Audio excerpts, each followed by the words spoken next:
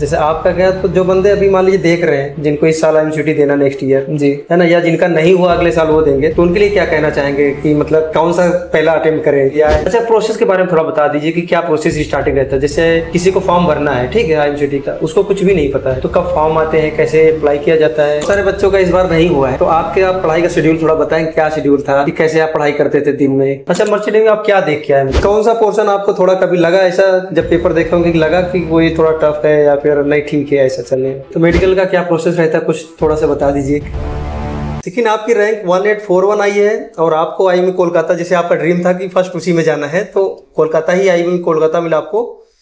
तो लेकिन बहुत सारे बच्चों को देखा है, किसी का 1200, 1100, 1000 है, उनको नहीं मिला। तो क्या आपके साथ, और जनरल कैटेगरी से आप जैसे बता रहे थे बिलोंग भी करते हैं, तो आपके साथ क्या ऐसा हुआ जो आपको इस मतलब 1800 में भी IIM कोलकाता मिला है? जैसे मेरे पास EWS सर्टिफिकेट था, मतलब मेरे फैमिली की इनकम 6 लाख से कम है। अच्छा। तो वो EWS सर्टिफिकेट बन जाता है और उसकी वजह से बस मुझे मिल गया फर्स्ट प्रेफरेंस ही फर्स्ट लिस्ट में। तो या इसके बारे में कुछ थोड़ा बताएंगे डिटेल में, EWS क्या होता है, जिनको कुछ भी नहीं पता है, जिन बच्चों को? और बेसिकली आपकी फैमिली इनकम जो है वो आपकी 2 लाख से 6 लाख के बीच में होनी चाहिए। 2 लाख से कम भी चलेगी। अच्छा। लेकिन मिनिमम रेंज यही होती है। अच्छा, मतलब 6 लाख से ज्यादा नहीं जाने? 6 लाख से ज्यादा नहीं बनता है। और ये सिर्फ जनरल कैटेगरी के लिए लागू होता है? हाँ जी, अच्छा, जनरल कैटेगरी का ही EWS बनता है मेनली। हाँ। और आपके पास 150 गज से ज्यादा का घर नहीं होना चाहिए शहर में, और कुछ शायद 5 बीघा की जमीन नहीं होनी चाहिए। अच्छा अच्छा, गांव में। तो ऑफिसर्स आते हैं चेक करने आपके घर। अच्छा। आप कहाँ रहते हैं? हाँ, हाँ। आए थे, हमारे घर भी आए थे। पूरा आपका देख के जाते हैं। आपका घर अगर बड़ा होता है तो आपको तुरंत सर्टिफिकेट कैंसिल कर देते हैं। बस IMU CET में ये एक रहता है कि आपको जब अभी जैसे मैं डॉक्यूमेंट वेरिफिकेशन के लिए जाऊंगा 18 के बाद, 18 से 21 की शायद लेट है ना, तो मैं डॉक्यूमेंट वेरिफिकेशन के लिए जब कोलकाता जाऊंगा तो मुझे सेंट्रल लिस्ट का EWS का सर्टिफिकेट चाहिए। यहाँ पे स्टेट लिस्ट का तो बाकी हर जगह, जैसे JEE वगैरह मैंने दिया था तो JEE वगैरह में सब स्टेट लिस्ट का ही काम हो जाता है, लेकिन वहाँ के लिए आपको सेंट्रल का सर्टिफिकेट चाहिए। तो मैंने सेंट्रल का भी अप्लाई करा हुआ है, वो भी कल तक आ जाएगा उन्होंने बोला। तो ये क्या प्रोसेस रहता है थोड़ा सा अगर बताना, तो जिनको कुछ भी नहीं पता जिन बच्चों को, तो कहाँ से अप्लाई किया जाता है? बेसिकली या तो आपका कोई जानने वाला हो, नहीं तो फिर तहसील ऑफिस में जाके, तहसील ऑफिस में हम लोग जो तहसीलदार होते हैं वो अभी तो शायद उनका कुछ वो चल रहा है, कुछ डिस्प्यूट वगैरह चल रहा है, तो इसलिए थोड़ा सा अभी मुझे टाइम लग गया बनवाने में। मतलब मैं बहुत पहले से अप्लाई करा हुआ था मैंने। तो वरना तहसील ऑफिस में जाइए आप, तहसीलदार बस साइन करेगा और फिर उसके बाद आपका यहाँ पे आके देखेंगे, वो लोग घर पर देखेंगे, इनकम चेक करेंगे, आपका सब देख के आपका तहसील ऑफिस से फिर स्टैंप लग जाएगा, आपका सर्टिफिकेट मिल जाएगा। तो मेन अप्लाई आपने कहाँ से किया था? तहसील में ही जाके? हाँ जी। क्या ऑनलाइन होता है, ऑफलाइन कुछ? अगर मेनली तो ऑफलाइन ही होता है। ऑनलाइन सब जानते हैं, वेबसाइट वगैरह अच्छे से काम वर्क करती नहीं है, और फिर डिले भी वो लोग बहुत करते हैं ऑफलाइन में, मतलब ऑनलाइन में। ऑफलाइन जाने से ये फायदा रहता है कि सामने सामने रहता है, तो तहसीलदार को थोड़ा सा लगता है कि हाँ ये आया है, तो थोड़ा सा काम जल्दी होता है। हाँ, देख रहे हैं बच्चे को जरूरत है एडमिशन, फिर कुछ ऐसा एडमिशन के लिए बोले तो वो थोड़ा सा जल्दी कर देते हैं अपनी तरफ से भी। अगर एक बार बोले कि हाँ बच्चे के लिए चाहिए, ऐसा करना है एडमिशन, वो उसमें देना है कॉलेज में जाके, तो वो लोग जल्दी कर देता है। तो इसका IMCT में कितना फायदा मिला आपको? कि मेरे एक दोस्त की 1300 रैंक थी, 1385 जो प्रियांशु की बताया था, 1385 उसकी रैंक थी, मेरी 1841 थी। उसको फर्स्ट लिस्ट में नहीं मिला, जो IMU कोलकाता मिल गया फर्स्ट लिस्ट में। तो इसका देखा जाए तो बहुत बड़ा फायदा मिलता है। 10% सीट रिजर्व्ड होती है EWS के लिए। अब जनरल वालों को तो वैसे तो कुछ मिलता नहीं है। अब EWS में वो भी जो कैटेगरी में आते हैं, अगर वो हैं तो फिर वो क्लेम कर लें। क्योंकि बहुत सारे बच्चों को पता भी नहीं ना ऐसा भी कुछ सिस्टम है। हाँ, जिनको पता चलता है तब तक डेट निकल जाती है। अगर देखा OBC वालों के लिए तो अलग से रहता ही है, क्योंकि OBC वालों को मेनली पता होता है, ज्यादातर OBC वालों को पता होता है। EWS वालों को बहुत कम पता होता है कि वो लोग तो जनरल में उन्हें क्या ही मिलेगा, इसलिए वो EWS का ज्यादा फायदा रह जाता है। तो आपको EWS के बारे में कब से पता था? मुझे तो ये 11th के स्टार्टिंग में ही पता था कि EWS का ऐसा सर्टिफिकेट बनता है। सर्टिफिकेट तब नहीं बनाया था क्योंकि लेटेस्ट चाहिए रहता है, तो सर्टिफिकेट तो अभी बनवाया था मैंने 1 अप्रैल के बाद। लेकिन बस तब से मुझे पता था कि हाँ होता है, कॉलेज के मतलब कॉलेज में अप्लाई करने से पहले ये बनवा ले। लेकिन इसमें यही है कि आपको सेंट्रल वाला बनवाना है ना? हाँ जी, ये IMU में ही सिर्फ होता है कि आपको सेंट्रल लिस्ट से चाहिए, क्योंकि बहुत लोग का फिर सीट कैंसिल हो जाती है वहां जाके। तो ये आप जब ये सेंट्रल वाला भी तहसील से बनता है, स्टेट वाला भी तहसील? हाँ जी, आप स्टेट वाले के साथ ही सेंट्रल वाला बनवा सकते हैं। पहले आपका स्टेट बनेगा फिर सेंट्रल बनेगा तुरंत ही तुरंत। आप अलग अलग अलग नहीं बनवा सकते कि आपने पहले स्टेट वाला बनवा लिया फिर आप 10 दिन बाद जाके उनसे बोल रहे हैं सेंट्रल वाला। दोनों साथ ही बनते हैं। ऐसे मुझे अभी 1 अप्रैल से लेकर अब तक में 3 बार बनवाना पड़ा। ऐसा क्यों? 1 अप्रैल को मैंने बनवाया तो मुझे पता नहीं था कि एकदम 1 अप्रैल के बाद का चाहिए। मैंने पहले अप्लाई कर दिया था, मार्च में ही मैंने अप्लाई कर दिया था कि 1 अप्रैल तक तो आ ही जाएगा, लेकिन उससे पहले आ गया।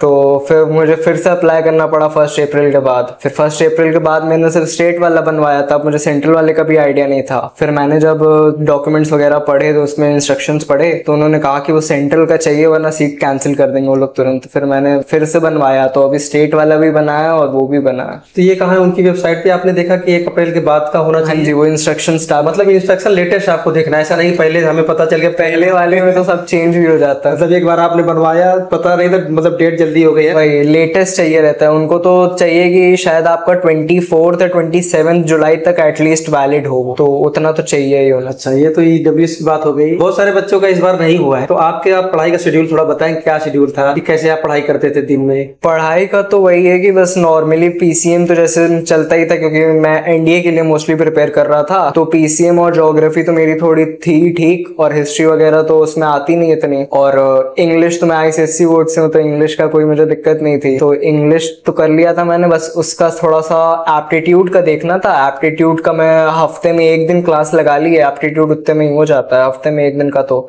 बाकी पीसीएम तो रेगुलर चलता है, मैथ की प्रैक्टिस तो डेली रहती है। तो आपने मर्चेंट नेवी के बारे में कब सोचा? पहले से? अच्छा, आपकी फैमिली के बैकग्राउंड में कोई है मर्चेंट नेवी में ऐसा कि नहीं? कोई मेरे भैया के दोस्त हैं ऐसा, मतलब खास में ऐसा कोई? मुझे भी वो 11th के मतलब 12th के स्टार्टिंग में ही पता चला था कि मेरे भैया के दोस्त हैं वो मर्चेंट नेवी में। वो मिलने आए थे ऐसे ही, तो बात होने लग गई थी, तो वो बताया था कि मर्चेंट नेवी में है वो।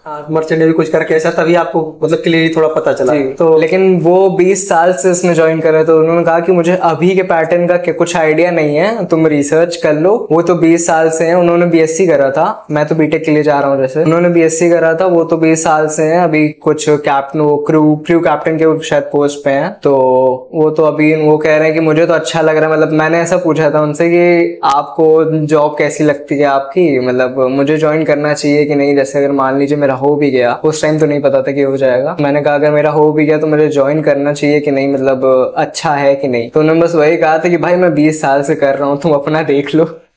सही मैं 20 साल से कर रहा हूँ, मतलब मुझे अच्छा लग रहा है। हाँ सही, तभी बंदा 20 साल से रुका है तो मतलब तभी रुका है। अच्छा, तो आप मतलब आईएमसीटी की कहीं ऐसे आईएमसीटी को लेके कभी तैयारी नहीं की आप? नहीं, स्पेसिफिकली तो मैं एनडीए के लिए ही मेनली करता था। आईएमसीटी के लिए तो ये लास्ट हफ्ते, क्योंकि जब तक आईएमसीटी आया तब तक ऑलमोस्ट सारे एग्जाम हो गए थे मेरे, तो आईएमसीटी के लिए मैं लास्ट महीने में ही मतलब मोस्टली प्रिपेयर करा था। तो कभी आपको लगा ऐसा कि यार एनडीए या जेईई में नहीं दिख रहा है हमको, मर्चेंट नेवी में जाना, आईएमसीटी जाना, अभी कभी आपने डिसाइड किया ऐसे, या फिर ऐसे ही डाल दिया फॉर्म? नहीं, फॉर्म तो मुझे पता था डालना, वो तो 11th के ही आखिरी में मैंने सोच लिया था कि कुछ नहीं हुआ तो मैं आईएमसीटी तो पक्का डालूंगा, कि मर्चेंट नेवी एक अच्छा ऑप्शन है। अच्छा, मतलब सेकेंडरी में रखे थे? हाँ जी, मेरा फर्स्ट तो था कि मतलब अगर एनडीए में हो जाए तो फिर एनडीए तो बेस्ट है, वो तो डिफेंस के लिए तो फिर वो सबसे बेस्ट है। नहीं तो मेरा फिर जेई वगैरह की तो प्रिपरेशन चल ही रही थी, साथ ही साथ सभी करते हैं जेई की प्रिपरेशन अगर साइंस लिया है तो जेई के साथ साथ फिर मैंने कहा कि आईएमसीटी में जब मैंने देखा कि पीसीएम में सेम ही है, पीसीएम तो पूरी, पीसीएम का मेरा हो जाएगा, बस मुझे इतना प्रिपेयर करना है, वो भी मेरा आधा एनडीए से हो रहा है, बस मुझे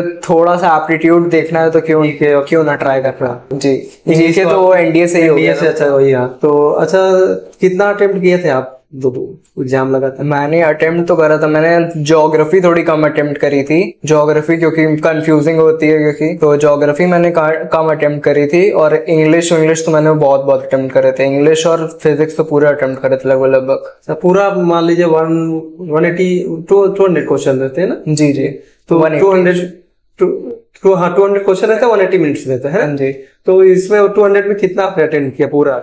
200 में मैंने कम से कम 135 के करीब अटेम्प्ट करे थे। अच्छा, 135। तो देखा जाए तो काफी सवाल आपके अच्छे हुए, तभी इतना अच्छी रैंक आई। मैंने वो जेई की प्रिपरेशन में बताया ना आपको, जेई की प्रिपरेशन में मुझे एक्यूरेसी रखने की ज्यादा आदत थी, क्योंकि वहां पे तो जरा से एक्यूरेसी गई तो सीधा नेगेटिव में ही मार्क जाते हैं। तो मतलब कुल मिला के इधर अटेम्प्ट के चक्कर में नहीं भागे आप, एक्यूरेसी में जा रहे थे कि हम जो सही किए मतलब है सही है ना? तो कौन सा पोर्शन आपको थोड़ा कभी लगा ऐसा, जब पेपर देखा होंगे, लगा कि वो ये थोड़ा टफ है, या फिर नहीं ठीक है ऐसा चलने सही? उतना कोई वैसे तो टफ नहीं था, बस हाँ थोड़ा टाइम मैनेजमेंट करना पड़ता है। टफ तो नहीं था तब भी, हाँ मतलब ऐसे है कि अब मान लीजिए इंग्लिश ही है, इंग्लिश में थोड़ा सा क्वेश्चंस लंबे लंबे रहते हैं, वर्ड्स हैं, वर्ड्स आपको अगर तुरंत पता समझ में आ जा रहा है, आप तुरंत समझ आ रहे हो तो फिर सो गुड है, वरना फिर अगर जैसे है पूरे सेंटेंस एक बार रीड करना पड़ता है कुछ वर्ड्स को समझने के लिए, तो उसमें थोड़ा टाइम वेस्ट हो जाता है। तो उसी के लिए जल्दी जल्दी करने में ही मेरा और कम अटेम्प्ट हुआ, इसलिए मैंने सिर्फ वो अटेम्प्ट किया जो मुझे पता था कि हाँ आ रहे हैं। तो आपने पूरा 200 अटेम्प्ट किया है, देखा क्वेश्चन की कुछ छूट गया, मतलब देख नहीं पाया? नहीं देखा तो पूरा था, देख फिजिक्स का बस आखिरी में जल्दी जल्दी देखा था, लेकिन देखा पूरा था क्योंकि फिजिक्स का लास्ट होता है ना। हाँ। तो फिजिक्स का ही मैंने बस थोड़ा मतलब जल्दी में देखा था, बाकी सब तो आराम से करा था। ऐसे ऐसे मतलब आप सीरियल से करते क्या? ऐसा नहीं जो आ रहा है पहले वही कर रहे हैं, है ना? नहीं, मैं पहले इंग्लिश करा, फिर मैं सीधा मैथ्स पे चला गया। फिर मैथ्स ऐसे ज्यादा स्ट्रॉन्ग है क्या? नहीं, मैंने कहा मैथ्स कर लेते हैं, मैथ्स में फिर आखिरी में मेरा हालत फिर पैनिक हो जाता है मेरा, तो मैंने कहा मैथ्स पहले कर लेते हैं इंग्लिश के बाद। इंग्लिश तो आराम से हो गया था क्योंकि इंग्लिश में टाइम भी बच गया था। मैथ्स कर लिया, फिर मैथ्स में बहुत टाइम वेस्ट हो गया था मेरा, मैथ्स में मेरा पता नहीं टाइम मैनेजमेंट मेरा मैथ्स में नहीं हो पाता। फिर मैथ्स के बाद मैंने केमिस्ट्री किया, केमिस्ट्री भी जल्दी जल्दी हो जाता है, फिर मैं फिजिक्स पे गया और ज्योग्राफी पे गया। तो अभी जैसे आपको लग रहा है कि हमारा मैथ्स में ज्यादा टाइम चला गया है ना, तो जैसे आपका क्या, तो जो बंदे अभी मान लीजिए देख रहे हैं जिनको इस साल एमसीटी देना नेक्स्ट ईयर जी है ना, या जिनका नहीं हुआ अगले साल वो देंगे, तो उनके लिए क्या कहना चाहेंगे कि मतलब कौन सा पहला अटेम्प्ट करें या सीरियल से आए? मेरे हिसाब से तो पहले इंग्लिश और एप्टीट्यूड वगैरह करके खत्म कर लूं, क्योंकि जो स्कोरिंग है इसमें लास्ट में, क्योंकि स्कोर देखा जाता है लास्ट में, ये तो देखा नहीं जा रहा है कि आपने किस सब्जेक्ट में करा, स्कोर देख रहे हैं जिसमें आप सबसे ज्यादा स्कोर, जो आपका सबसे बेस्ट है वही करो, जो सबसे बेस्ट रहेगा वो जितने अटेम्प्ट कर लोगे उतना ज्यादा स्कोर बूस्ट हो जाएगा। फिर लास्ट में जो सब्जेक्ट नहीं आता है मतलब या फिर थोड़ा कमजोर है, लास्ट में वो करते रहो। हाँ, नहीं पता लगा जो कमजोर है वही स्टार्टिंग में आदमी थोड़ा एनर्जी ज्यादा रहती है, तो फिर टाइम नहीं, फिर टाइम भी वेस्ट होता है ना उसमें। अगर कमजोर मान लीजिए एनर्जी ज्यादा है, वो हम भी सोच रहे हैं एनर्जी ज्यादा है, लेकिन फिर ये भी रहता है ना कि उस टाइम माइंड भी थोड़ा सा वैसा रहता है कि ये करना है अभी, वो करना है अभी, ये करना है उसमें, और फिर पैनिक भी होता है और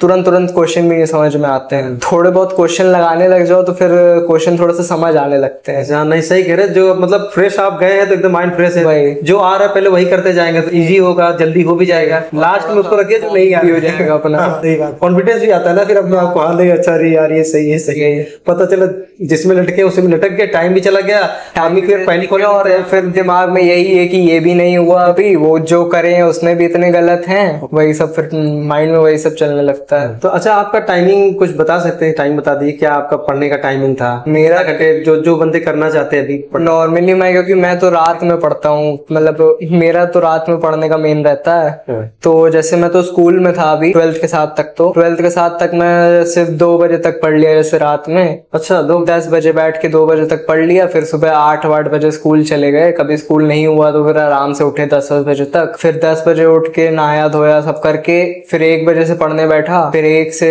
2 तक या मान लीजिए 2:30-3 तक पढ़ लिया, फिर कोचिंग वगैरह, फिर कोचिंग करने के बाद फिर घर आके थोड़ा रेस्ट वेस्ट करा, खाना पीना खाया, फिर वही 10 बजे से बैठ के बाद स्पोर्ट वगैरह ऐसा कुछ गेम वगैरह नहीं खेले? गेम वही स्कूल में ही था ना, स्कूल में कैप्टन थे ना, तो वो सब तो हो जाता था स्कूल में। स्कूल में पढ़ता कौन है? सही बात है। 12th में तो खासकर 12th 11 12 तो बिल्कुल ही पढ़ाई नहीं है स्कूल में। अच्छा, उनके टीचर्स तो अच्छे थे, सपोर्टिव थे, मतलब जितना मैं बोलता था मतलब जितना वो बोलते थे उतना मैं कर देता था, बाकी सब होता रहता था। मतलब ऐसा मतलब आईएमसीटी के लेके आपको बहुत ज्यादा वो नहीं था हेडेक कि मुझे पढ़ना है, इसका ये करना है, ऐसा कुछ नहीं? एनडीए की तैयारी करे, जेई कर रहे थे तो आपको लग रहा, तो जब वो है तो हाँ भाई पैटर्न, क्या पैटर्न लगा आपको? मतलब जो बंदा एनडीए की तैयारी कर रहा है, जेई की तैयारी, हाँ एनडीए में जैसे होता है कि एनडीए में और अच्छा टाइम मैनेजमेंट करो और अच्छे से एक्यूरेसी रखनी पड़ती है, और ना उसमें तो तुरंत ही अटता है क्योंकि उसमें तो सिलेक्टेड लोग ही जाने हैं। मतलब जैसे इसमें तो सीट वीट बढ़ते रहते हैं, उसमें सीट बढ़ने का कोई है ही नहीं। उसमें तो आपके जो 4 से 16 बच्चे, मेरा एनडीए में भी जैसे एक बार मेरा सिलेक्ट हुआ था तो एसएसबी में बाहर हो गए थे, तो उसमें तो फिर यही सब है कि भाई अगर किस्मत है और आपकी अच्छी, आपके पास विल पावर है और स्ट्रेंथ है उसमें जाने की, तभी तो जा पाओगे फिर। जो बंदा एनडीए की तैयारी कर रहा है उसके लिए अगर आईएमसीटी दे रहा है तो कितना चांस है आप जैसे मोटा मोटा? एनडीए की थोड़ा ठीक ठाक तैयारी, एनडीए की अच्छे से तैयारी कर रहा है तो फिर तो आईएमसीटी वो इजीली कर, कुछ नहीं है समझो उससे, नहीं इजीली तो फिर वो आराम से कर सकता है आईएमसीटी। तो अच्छा, जब भी आप घर पे बताएं अपने मम्मी या पापा को, किसको बताते हैं आप कि हमको ये नहीं ये करना है? घर में सपोर्टिव कौन जाता है, मम्मी है पापा है, किससे ज्यादा आपकी जनती? सपोर्ट तो पूरा ही करते हैं दोनों लोग ही, बस पापा थोड़ा सा ऐसे होता है कि रिलेटिव से पहले ज्यादा कंसल्ट करते हैं। अच्छा। मम्मी थोड़ा मुझसे ही पूछती है कि इसमें करोगे तो ये होगा तो वो होगा, तो मम्मी को पहले बता देता हूँ मैं कि मम्मी ऐसा ऐसा करने का सोच रहा हूँ, तो फिर मम्मी पापा को थोड़ा सा बताती हैं, फिर मैं जाके पूरा बताता हूँ, ऐसे ही होता है। तो जब भी आपको लगा कि हमारा एनडीए में नहीं हो रहा है, इधर एसएसबी में जेई नहीं हो रहा है, तो फिर आपने मन बनाया एमसीटी करना, हमको मर्चेंट में जाना है, तो जब भी आपने बताया घर में तो क्या रिएक्शन उनका था कि ठीक है चले जाओ?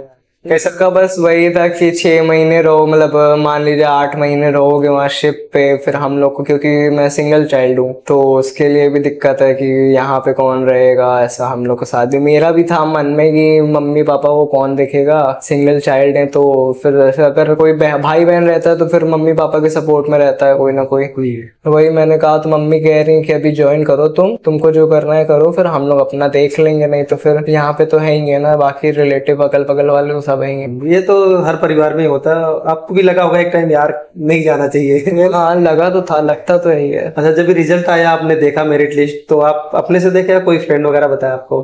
नहीं, मैं ही देखा था। अच्छा, आपको टाइम पहले तो प्रियांशु बताया था कि वो आ गई है। अच्छा, फिर मैंने अपना देखा था तो उसमें था। किसको पहले होता है, मम्मी को पापा को? क्या दोनों साथ ही में तो सामने ही बैठे हुए थे मम्मी पापा, ऐसे ही रैंडमली शायद हम लोग जब थे तो उस टाइम मम्मी पापा सामने ही बैठे थे, तो हमने सामने ही बोल दिया था। तो बताया होगा कि मेरा तो लिस्ट में आ गया है, इतना वो भी इतनी अच्छी रैंक आई है, देखा जाए। मम्मी लोग को तो पहले समझ में ही नहीं आया, वो कह रहे हैं कि कितने कितने बच्चों का होता है, ये होता है वो होता है, सब हर चीज नहीं ना उन लोगों को पता ही, उनको उतना आइडिया नहीं है। और जेई में मेरी क्योंकि 1,50,000 के करीब रैंक थी, 60-60 के करीब। हाँ, तो बोले उधर तो उसमें तो उन्होंने बोला, तो वैसे भी उसमें तो बैठते ही 14 लाख 15 लाख बच्चे हैं, तो वही वो बोले कि उसके हिसाब से तो ठीक है, बाकी देखो जो होता है। हाँ, तो मतलब आपको आइडिया लग गया था कि जब भी पेपर दे के आया तो लगा था क्या, कितना कुछ गेस किए थे कितना रैंक हमारी आ सकती है? रैंक तो मैं सोच रहा था वही 3,000 या 5,000 के बीच से, मतलब उससे कंपेयर कर रहे थे आप जेई से कुल मिला के, है ना? माइंड में वही चल रहा है? नहीं, लेकिन तब भी मुझे ये पता था कि IIME CET मेरा हुआ भी जेई से बेटर तो है। हाँ। और उसके बाद बच्चे भी कम देते हैं, जैसे 20,000 की रैंक इस बार आई है, तो वही मुझे ये था कि हाँ मेरी 3,000 से 5,000 के बीच में तो आ ही जानी चाहिए, लेकिन और बेटर आ गई तो और तभी देखे होंगे तो आपको लगा होगा। अच्छा, जो बच्चे अभी देना चाहते हैं तो उनके लिए कुछ बताना चाहेंगे, कुछ टिप्स देना चाहेंगे कि आपकी जो रैंक आई है या किस तरीके से पढ़ाई करें? क्योंकि IIME CET के लिए मेनली तो कोई इतना प्रिपेयर नहीं करता है, मैंने जितना पूछा है जितने से भी, कोई एकदम डेडिकेटेडली सिर्फ IIME CET के लिए तो बहुत कम ही लोग प्रिपेयर करते हैं, क्योंकि उनके साथ हमें लगता है बच्चों को और पता भी नहीं है, कई लोग को पता ये भी एक फील्ड है, बेटर है और से, है ना? मैंने देखा है कि साउथ साइड ज्यादा अवेयरनेस है इसके हिसाब से, बल्कि नॉर्थ इंडिया में थोड़ा कम अभी लोग जानते हैं। नहीं ना इधर में, इसलिए नॉर्थ इंडिया में थोड़ा कम अवेयरनेस, और लोग डरते भी हैं IIME CET में जाने से, तो इस वजह से भी बहुत कम लोग, क्योंकि बहुत लोग को तो रैंक लाने के बाद भी मना कर देते हैं कि नहीं ज्वाइन करेंगे और ऐसा। मैं जानता हूँ एक लड़का का कितना 400 रैंक आई है कुछ, तो उसके घर वाले मना कर दिए, सिंगल चाइल्ड वो भी है। तो दे तो दिया वो अपनी मर्जी से, लेकिन अभी उसको जाने नहीं दे रहे, बोला किधर जाओगे? तो बहुत लोग के ऐसा होता है, तो उसमें तो फिर आप फैमिली से कंसल्ट करके ही कर सकते हैं। तो मैंने तो पहले ही बात कर ली थी कि ऐसा ऐसा होगा। वो अलग बात है कि रिजल्ट आने के बाद भी हुआ था कि ऐसा क्यों, मतलब इतने दिन क्या करोगे वो, लेकिन फिर उसके बाद सब हो गया, मान गई थी मम्मी लोग भी। मेनली तो यही है कि अगर IIME CET के लिए प्रिपेयर कर रहे हो तो ज्यादातर मैंने देखा है कि जो फर्स्ट या सेकेंड ड्रॉप ले चुके होते हैं, जिनका किसी रीजन से नहीं हुआ होता है दूसरी जगह, वही प्रिपेयर करते हैं। नहीं तो अगर कोई डेडिकेटेडली कर रहा है तो फिर बस दिन में अगर वो 6 घंटा भी दे रहा है पढ़ाई को तो बहुत है। हाँ, IIME CET के लिए जी। अच्छा, अभी आपका क्या प्रोसेस रहेगा? जैसे आपकी रैंक आ गई है जी, ठीक है, तो इसके बाद का क्या प्रोसेस है, कुछ आपको आइडिया है कि क्या अभी क्या करना है आपको? अभी तो जैसे रैंक आई अब मैंने मेडिकल करा लिया, मेडिकली जब मैं फिट हो गया तो अब जाके मैं वो सीट एक्सेप्ट कर लूंगा, अपनी सीट एक्सेप्टिंग फीस जो 30,000 होती है वो पे कर दूंगा। तो फिर उसके बाद शायद 18 से 21 के बीच में जब मैं जाऊंगा वहां पे जाके डॉक्यूमेंट वेरिफिकेशन के लिए ट्रेन तो बुक कर दी है। अच्छा। क्योंकि टिकट बहुत तेज जा रही थी एकदम, वैसे ही अभी 8-8 10-10 वेटिंग चल रही थी, तो मैंने तुरंत ही टिकट बुक कर दी, तुरंत मतलब कल वो आते ही कॉलेज लिस्ट, तुरंत टिकट बुक कर दी और फिर अब जाएंगे 18 को। अच्छा, तो जब डॉक्यूमेंट वेरिफिकेशन के पहले आप लोग मेडिकल कराते हैं? जी। तो मेडिकल का क्या प्रोसेस रहता है, कुछ थोड़ा सा बता दीजिए। मेडिकल बस यही, स्टार्टिंग में आपका बस आते ही आपका वेट ले लेते हैं, फिर उसके बाद ब्लड सैंपल लेते हैं, फिर आपका यूरिन सैंपल लेंगे, ईसीजी होगी, हाइट होगी, और यही सब होता है बस। हाँ, मतलब जो डीजी की गाइडलाइन है उसके हिसाब से कि आप फिट हैं कि नहीं जाने के लिए। तो आपने मेडिकल कहाँ से कराया? जी मैंने तो ये नाज हॉस्पिटल से कराया था, इलाहाबाद में है। इलाहाबाद जी। अच्छा, आप कहाँ? इलाहाबाद से? हाँ जी, बाकी सब जगह तो काफी हॉस्पिटल हैं, इलाहाबाद में तो एक ही है। इलाहाबाद में एक ही है। अच्छी बात है, एक तो है। एक तो ऐसे की बात, तो वरना बाहर जाना पड़ता। अच्छी बात है, कम से कम शिपिंग वालों के लिए थोड़ा सोचे तो नाज वाले। अच्छा, प्रोसेस के बारे में थोड़ा बता दीजिए कि क्या प्रोसेस स्टार्टिंग रहता है। जैसे किसी को फॉर्म भरना है, ठीक है, आईएमसीटी का, उसको कुछ भी नहीं पता है, तो कब फॉर्म आते हैं, कैसे अप्लाई किया जाता है, उसके बाद थोड़ा सा कैसे? सीबीएक्स एकेडमी, मतलब जो सीबीएस एग्जाम करके वेबसाइट है आईएमसीटी की, अच्छा, आईएमयू की ऑफिशियल वेबसाइट है, बस उसी पे हम लोग जाते हैं। शायद मई की स्टार्टिंग में, या फिर आप क्या कहते हैं, अप्रैल के लास्ट और मई के स्टार्टिंग के टाइम पे ही फॉर्म वॉर्म आते हैं। अच्छा अच्छा। बस तभी फॉर्म भर दीजिए। 1000 रुपए फीस लगती है फॉर्म की।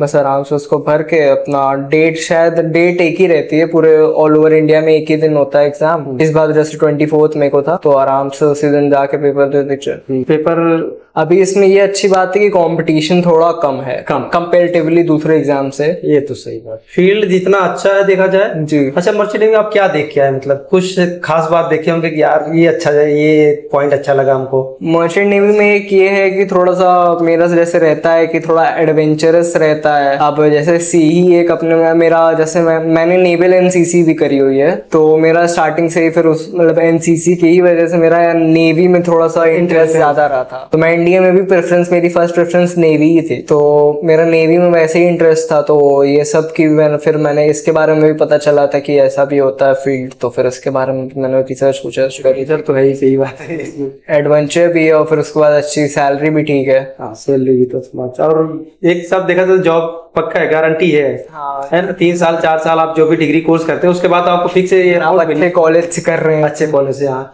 ये आपको पता है एक अमाउंट इतना तो मिलना ही मिलना है, इससे कम तो नहीं मिलना। और कोई जैसे बीटेक कर रहा है और कोई कोर्स कर रहे हैं तो उनको फिक्स नहीं है जी, गारंटी नहीं जॉब मिलेगी। वही बीटेक तो अब तो एनआईटी है, आईआईटी से भी नहीं मिलती है।